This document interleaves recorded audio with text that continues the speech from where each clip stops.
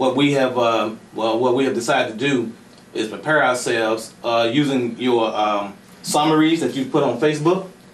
Yeah, the summaries were designed to be educational, so I'm glad they're serving that purpose. Yeah, yeah.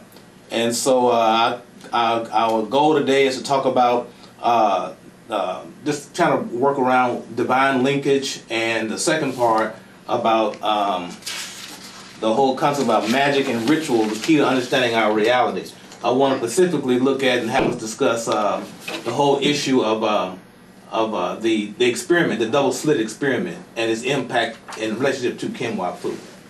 Okay. Yeah. And so let me just first of all say good afternoon to Miss Gibson. Hello, Richard. How are you? I'm doing great. Everybody say hi to Miss Gibson. Hello there. Hi, everybody. We're happy to have you to call in and kind of give us a little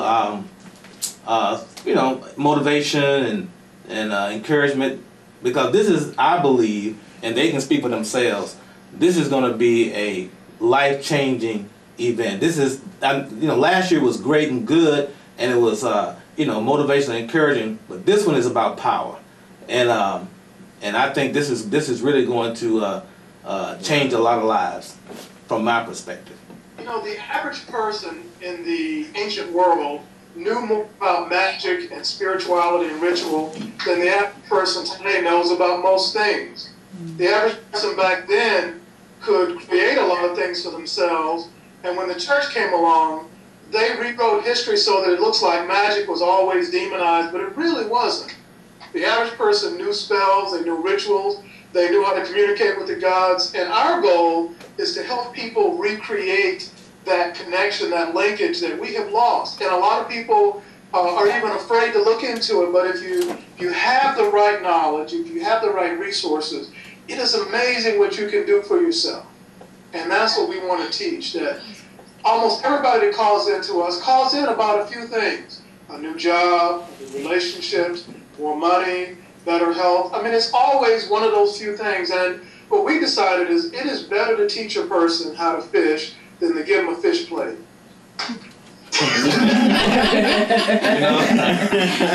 There's a joke in there somewhere. Yeah. And eventually that fish plate's going to wear thin, and you're going to need to let them know how to hook a worm, and where to fish, and where to put the pole in. People need to know that there's, at some point, you can make yourself wealthy, you can make yourself powerful, you can develop your own connections in the spiritual world that make it so that you don't have to suffer and struggle in life.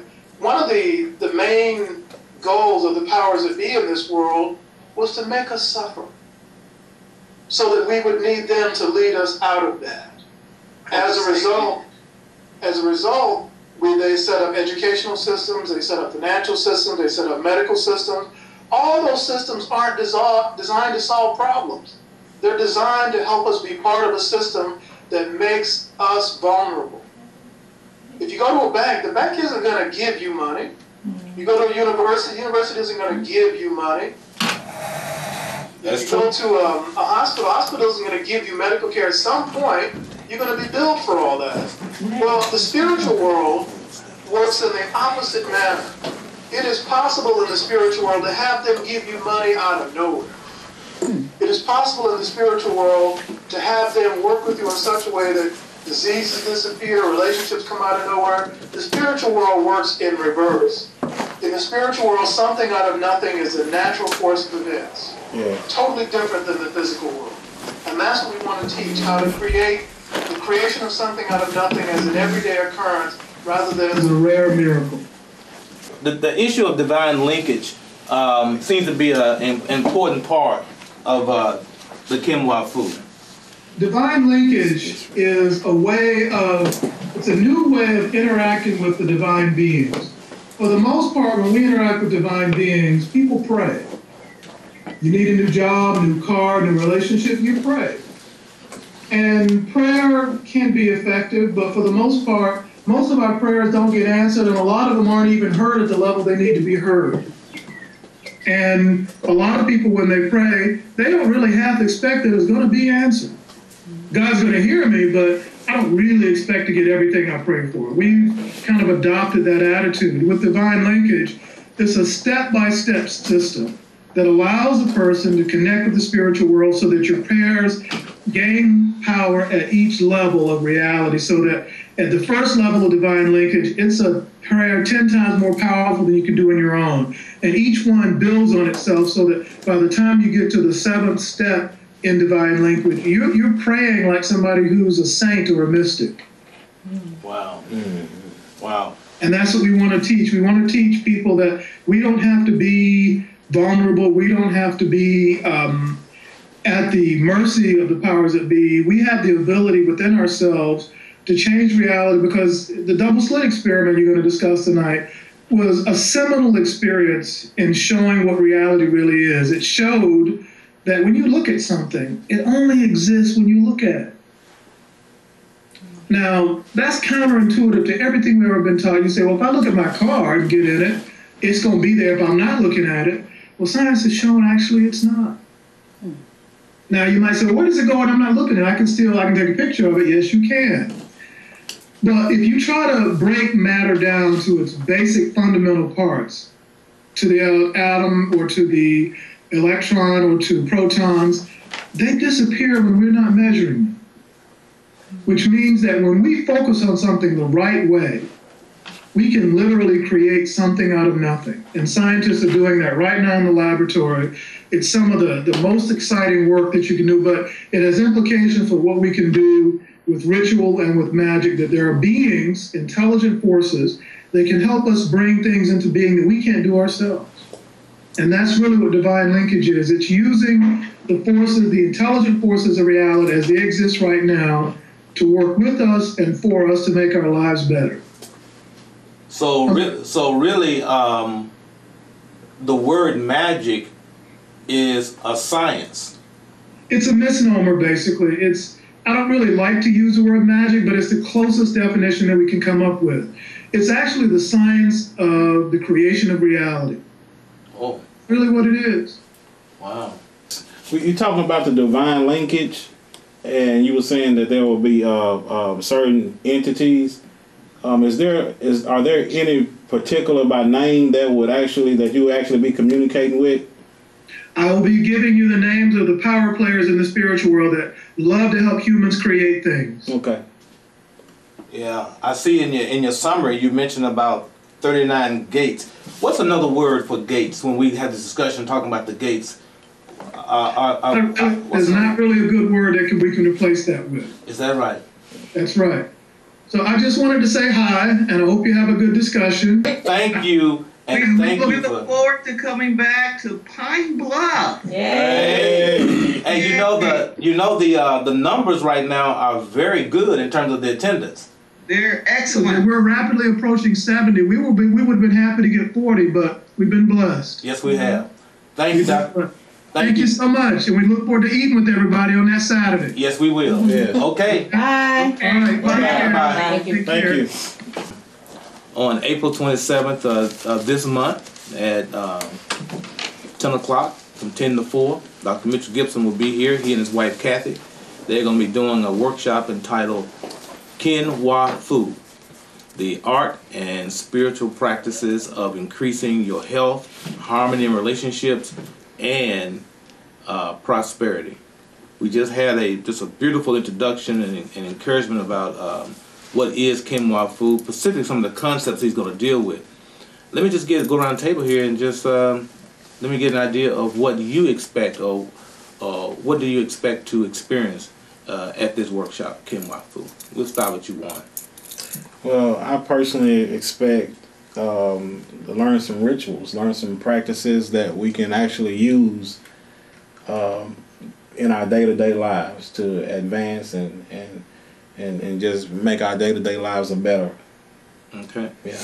Anybody else that's what want I'm excited about. Okay, good. Anybody else want to say in terms of your expectation, in terms of why did you sign up for this particular workshop? Dude? Yeah, I'm looking to enhance my word of power usage. Okay. You know, with the rituals and more insight on these entities and beings that we're communicating with, how to communicate with them. And okay. Anybody else? I'm interested to learn which ones we need to communicate with, because there's so many Like out the there. names of them? Yeah, which particular ones, like he said, that help, Right. that are anxious to help humans. Trying to get that in. Right. Cut straight to the chase. Right. And let me just talk about that in terms of entities. Yeah. Now, most people come from an idea of God being one, and we don't necessarily talk about God being many. Do you think that would be a difficult point for people to really understand? I think it will be. How would you recommend? Well, then again, as far as talking about the people who's going to be attending this, probably not. But just people in general, I think. What about with you personally? I have no problem with that. Was there a time when you would have had an issue with one God versus dealing with many intelligences that, let's say, that work along with the one, or the one and the many aspect of God? Let's just put it that way. You know, when I was coming up in church, the way I was taught, of course, then I would have. But as I started questioning things and, using my own thinking power, it became a lot easier for me to accept other perspectives. And even in the argument about our faith, about the God, our God, as far as being a triune God, and some people call it polytheism, others call it, That's true. mono. So, battling with those right there, and then looking at all the other faiths and their the centers of their faith. I couldn't be so arrogant to think that, the way we're being taught is the right and the only right way. Yeah. Anybody else have a comment they want to make on that idea? Well, it's like we were talking about the other night. If you would look at the fact that, take yourself, how you have the ability to be, well, for one, Nikki. Nikki has the ability to be Nikki the mother. Nikki has the ability to be Nikki the daughter. I can also be, Nikki the niece, Nikki the artist. I can be so many things, yet I'm still Nikki. Same thing with God. Still God. So many different aspects of him, but he's still God. Yeah. And for a lot of people like us who grew up Christian, even with the Trinity, we didn't really question, okay, how is there a split, and how does that split become the one? We just accepted it. Right. So.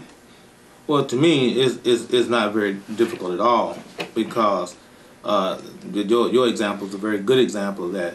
But more so, if all things come from a source, then that source is in all things. And the various forms in which that one source has taken are intelligent. So, for example, it is said that in the human body that we are composed of some 300 trillion cells. Well, all those cells, to a large extent, are smaller replicas of the one you.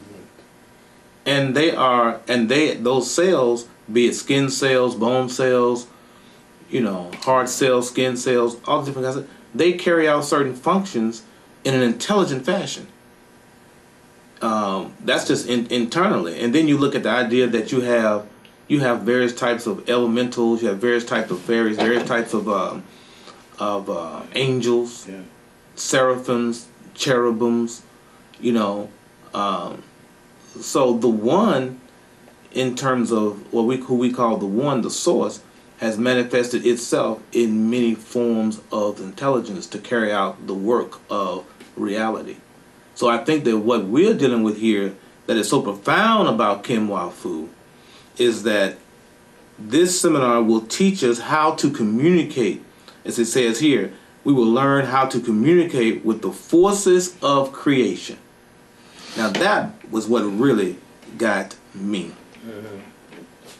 I mean, the same power that it takes for the earth to spin, well, there is an intelligence that is operating that. The same power that it takes for grass to grow, sun to shine, fish to swim, the heart to pump, the lungs to pump and to breathe air.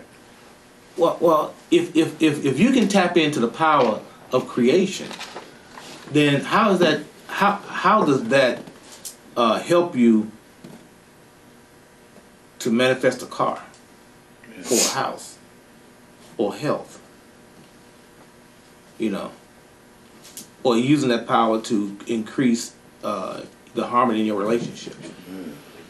Just imagine that's something that's a power that you have an intimate relationship with.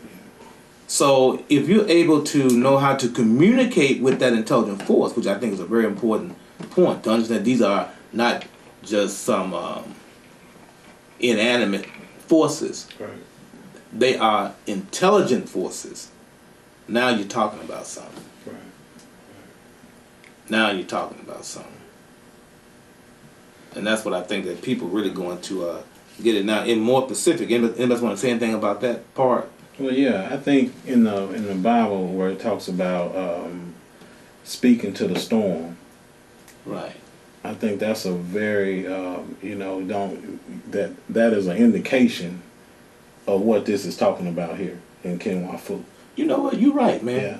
Because when in the story of the Bible where the Jesus spoke to the storm, right. He spoke to the storm, to the wind, right. And to the waves. He spoke to them, right. As like they are intelligent forces that could understand His words, which, according to the story, it did. Right. So the question is, what was the word or the name that He used to communicate to that storm? So He actually spoke to a power of creation. He spoke to that's a very good point, Juan. Yeah. That's a record of what we're talking about. Right. Speaking to a force of creation. Yeah. And just so it'd be fair to the Jewish tradition, Moses did the same thing. Right. You know. Right. Okay. Anybody else having a point they want to make? That's a very good point, Juan. That's a very good point. And this is a part that I think where even when we deal with, this may sound a little off, but truth of the matter is that even when we deal with Greek mythology, not only Christian mythology and Jewish mythology, but when we deal with Greek mythology, as you know, you had, I think, Poseidon was the god of the sea. You had what was that, Neptune? No, it was Poseidon. It was Poseidon. Okay, who else? We had some others, that were nature, that were forces of nature. But they had names, and they had personality, and they had consciousness.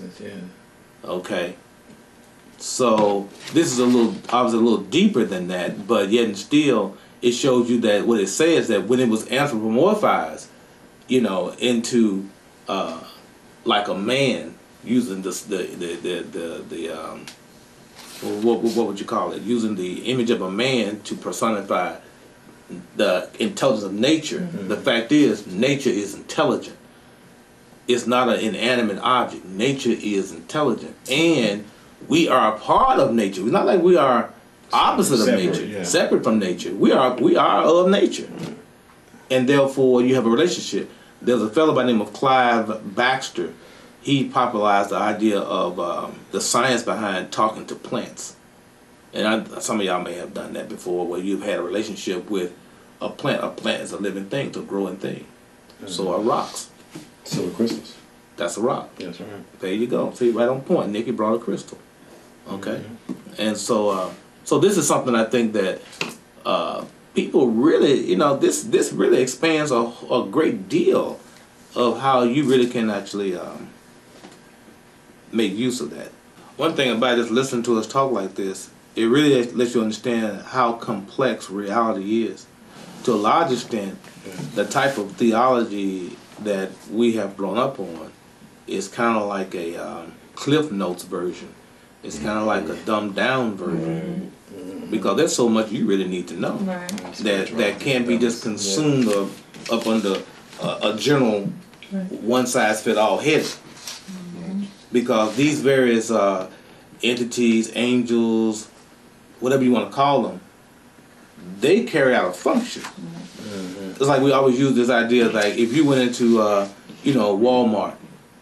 Well, the truth of the matter is, you have within one corporation or one store, put it that way, you have a checkout clerk, you have a greeter. First of all, you have somebody that has to pick up the baskets outside. If they don't do it, but my point is, you have to pick up the baskets outside in the parking lot. You know that's the truth. And then you have a person that manages the fruit and vegetable section, a person that manages the meat section.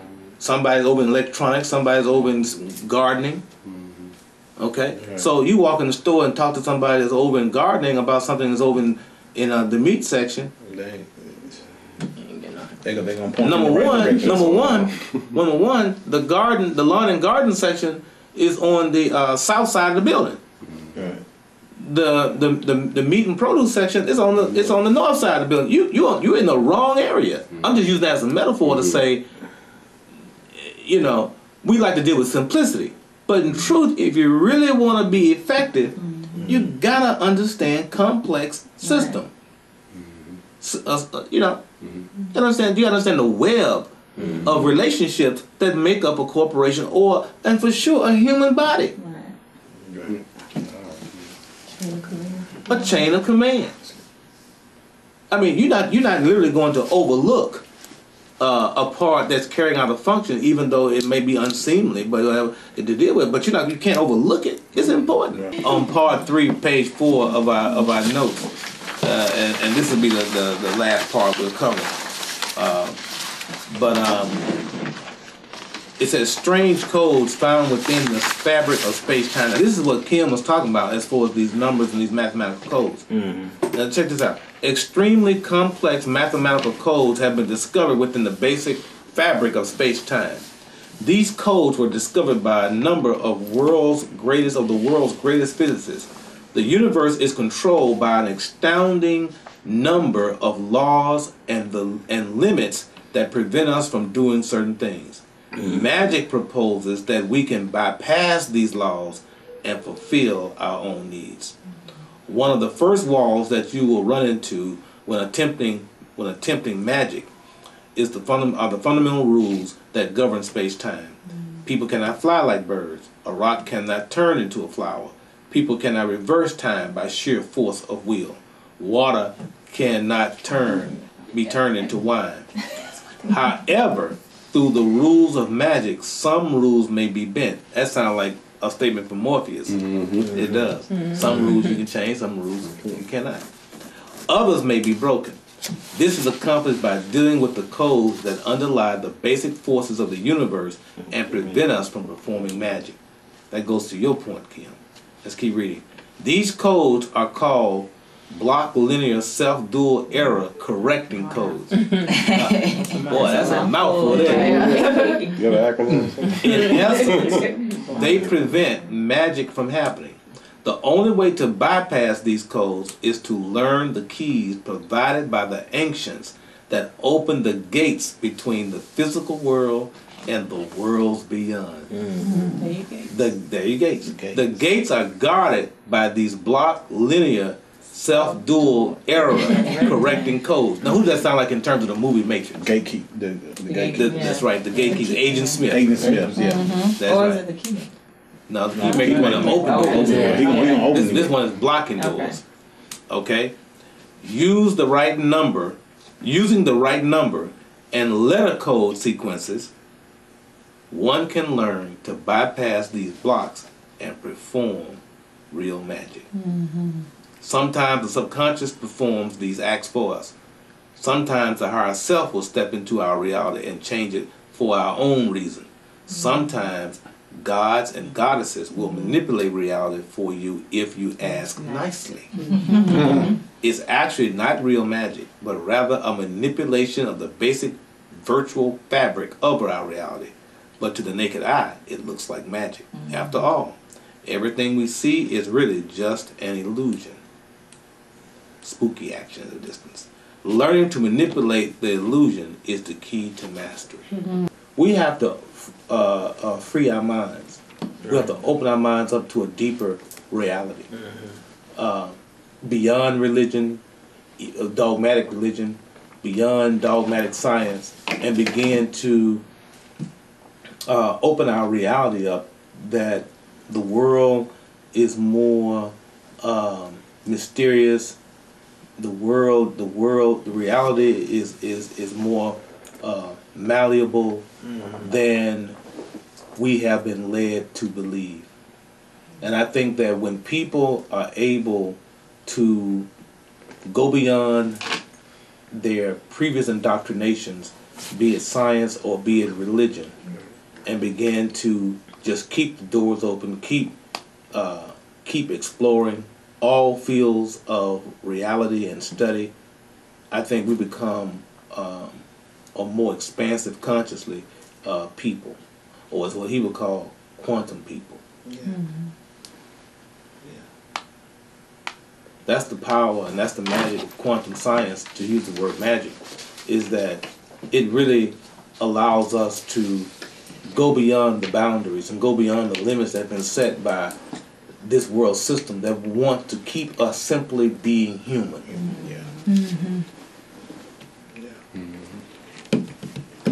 And I think it goes beyond the religious indoctrination that, for a purpose of maintaining external power, wants to keep its subjects just caught up in low frequencies of guilt, fear, shame, and always looking outside themselves for relief and help, which really they're like these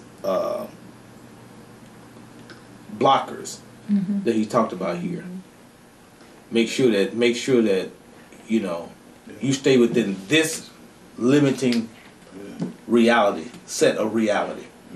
Don't step outside that. Therefore, always give your power away to disease, death, destruction, and basically lose hope.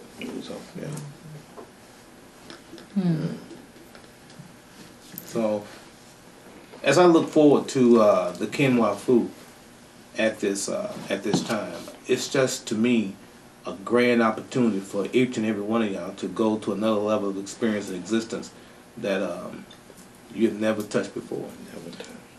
I was telling Juan that on different times I've heard Dr. Gibson say that the people who come to this seminar are already written in a celestial book,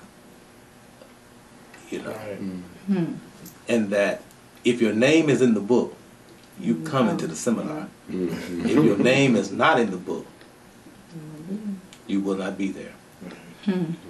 Everybody in here, everybody in this room right now, name is on that book.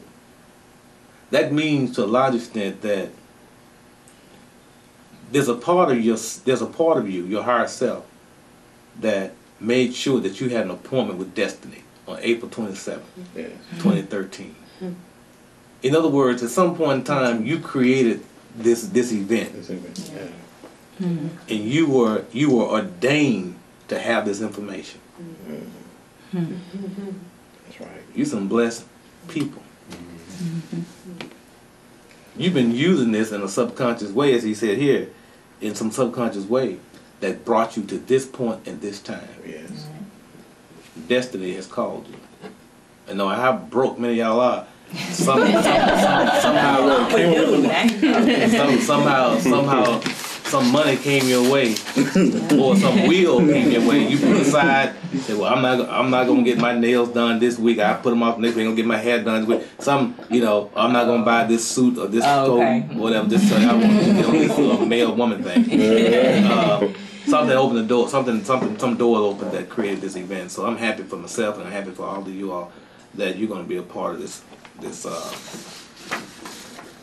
Kinwa Fu.